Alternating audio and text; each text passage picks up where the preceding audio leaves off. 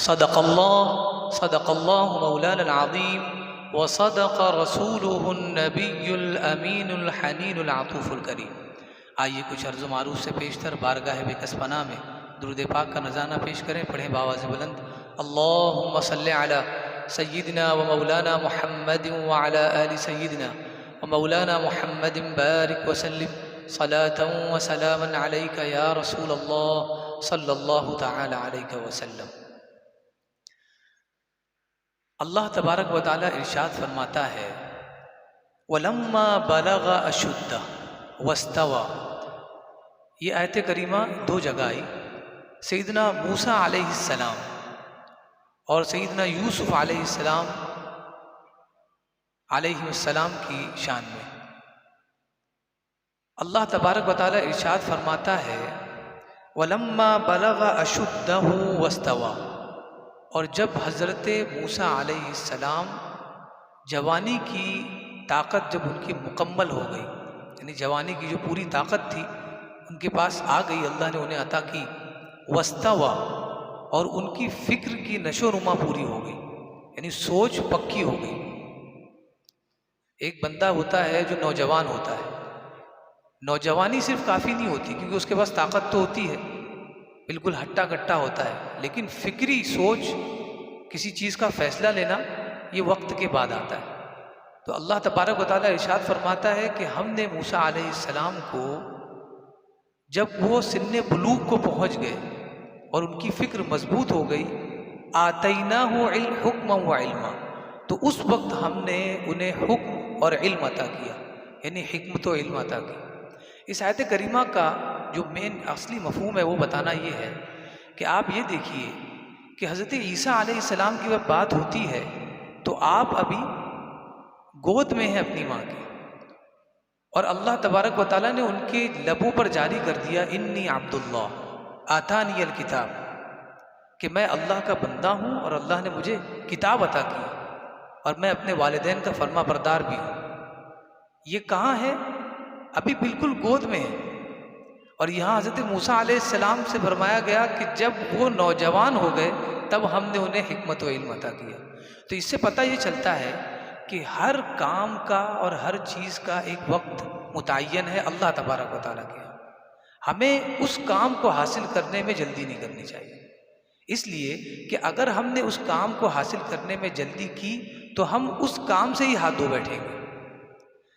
غزوہ بدر کو دیکھیے، مسلمانان عالم اس وقت جو تھے جتنے بھی، ان سب کو نکال دیا گیا اپنے شہر مکہ سے۔ اب وہ مدینہ میں ہیں، اپنے گاؤں میں بھی نہیں ہے اور پریپریشن بھی کچھ نہیں ہے، لیکن اللہ تبارک و تعالیٰ کا حکم آتا ہے کہ تمہیں جنگ کرنی ہے، اور یہ جنگ کرنے کے لیے تیار بھی ہو جاتے ہیں اور جنگ کرنے جاتے ہیں اور اللہ تبارک و تعالیٰ انہیں کامیابی عطا فرماتا ہے۔ مسلمان جیت جاتے ہیں اور فتح و کامرانی ان کے نصیب میں آتی ہے۔ سوال یہ ہے کہ جب مسلمان مکہ میں تھے، اپنے گاؤں اور اپنے شہر میں تھے، اس وقت بھی کفار مکہ ان سے جلتے تھے، ان سے لڑتے تھے، اس وقت اللہ تبارک و تعالیٰ نے انہیں فتح و کامرانی کیوں نہیں دی ان پر؟ جب تو وہ اپنے گھر میں تھے۔ ہمارے یہاں جب جھگڑا ہوتا ہے اور ہم جب ہارتے ہیں تو ہم دیکھتے ہیں کہ ہم کہاں ہیں۔ اگر ہم اپنی گلی کے باہر ہیں تو ہم یہ ڈائلاگ دے کر نکل جاتے ہیں کہ گلی میں آنا پھر بتائیں گے۔ ہر انسان اپنی گلی کا شیر ہوتا ہے۔ تو یہ تو جب مکہ میں تھے اس وقت شیر تھے، اس وقت تو انہیں کامیابی ملنی چاہیے تھی، لیکن اللہ نے فرمایا یہ آپ کے بنائے ہوئے قانون ہے کہ ہم گھر میں ہیں تو بہت طاقتور ہے اور باہر ہیں تو کم طاقتور ہے۔ طاقت دینا ہمارا کام ہے، آپ گھر میں ہو کہ گھر کے باہر ہو، آپ کی پشت پناہی کوئی کرتا ہو یا نہ کرتا ہو، اگر ہم چاہ لیں اور جب چاہ لیں ہم تمہیں عطا کر دیں گے۔ تو یہ بہت اہم درس میں دینا چاہتا ہوں قرآن مجید کے حوالے سے کہ حضرت موسیٰ علیہ السلام کو جوانی میں حکمت و علم دیا گیا اور وہیں پر حضرت یوسف علیہ السلام کو گود میں ہی ساری چیزیں دے دی گئی۔ یہ کیوں ہوا؟ غزوہ بدر میں مسلمانان عالم جیت جاتے ہیں اور مکہ اپنے ہی شہر میں رہ کر وہ جیت نہیں پاتے۔ کیوں نہیں جیتتے؟ کیونکہ ان کا مناسب وقت نہیں آیا ہے۔ جب وقت مناسب آ جائے گا وہ چیز حاصل ہو جائے گی۔ ہم میں بہت سارے لوگ ایسے ہیں جو سوچتے ہیں کہ میں نے کاروبار شروع کیا ہے 1980 سے اور 2000 چل رہا ہے، میرا کاروبار ابھی بھی اتنی پیک پہ نہیں آیا جتنا اس شخص کا ہے جو 2000 میں شروع کیا۔ جس نے 2000 میں اپنا کاروبار ڈالا ہے، شروع کیا ہے، آج وہ کامیاب و کامراں ہے، اور میں 1980 سے پریشان ہوں، تو اسے پریشان نہیں ہونا ہے۔ وہ پریشان اس لیے ہو رہا ہے کہ اسے پتہ نہیں ہے کہ اس کے پیچھے کس کا ہاتھ ہے۔ اگر وہ یہ جان لے کہ 1980 سے میں کام کر رہا ہوں اور میں کامیاب نہیں ہوا، اس کی وجہ یہ تھی کہ میرا وقت نہیں آیا۔ جب میرا وقت آ جائے گا میں کامیاب ہو جاؤں گا۔ اور 2000 میں شروع کرنے والا انسان کامیاب ہے۔ کیوں کامیاب ہے؟ کیونکہ اس کا وقت آ گیا۔ جب اس کا وقت ختم ہوگا، ہو سکتا ہے کہ آپ کا وقت شروع ہو۔ تو جب بندہ کوشش کرنے کے بعد کسی چیز کو حاصل نہ کر پائے تو وہ جان لے کہ یہ چیز میرے لیے ابھی نہیں مناسب ہے، میری چیز یعنی جو میں ہوں میرے اندر ابھی کچھ کمی ہے، میں پورا پریپیئرڈ نہیں ہوا ہوں اس چیز کے حصول کے لیے، اور وہ پریپریشن چل رہا ہے۔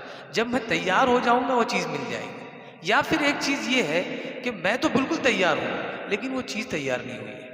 مثال کے طور پر ایک انڈا ہے، انڈے کے اندر کیا ہوتا ہے؟ بچہ ہوتا ہے، لیکن وہ بچہ ایک دن ہوتا ہے اور اس میں وہ مکمل ہوتا ہے، اس کی نشو و نما ہوتی ہے، باڈی پارٹس اس کے بنتے ہوتے ہیں۔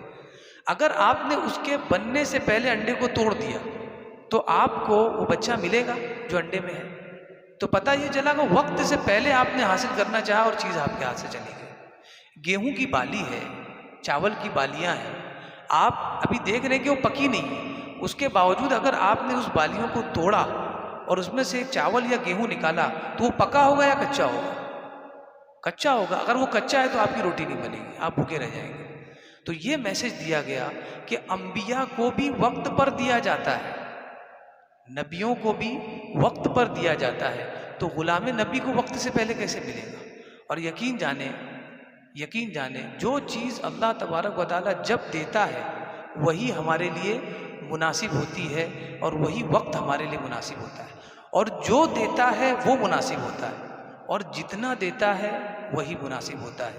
اگر بندہ اس بات پہ یقین کر لے کہ میرا بنانے والا میرے بارے میں مجھ سے زیادہ بہتر فیصلہ کر سکتا ہے تو وہ کبھی بھی ٹینشن کے ساتھ نہیں سوگا۔ اللہ تبارک و تعالیٰ کی بارگاہ میں دعا ہے کہ ہمیں کہنے سننے سے زیادہ اس پر عمل کی توفیق عطا فرمائے، اور اللہ تبارک و تعالیٰ اس رمضان کے مہینے میں ہمیں یہ تربیت دے کہ ہم نیکی کی طرف راغب ہوں، اپنے بچوں کو نیکیوں کی طرف راغب کرے۔ وما علینا الا البلاغ المبین۔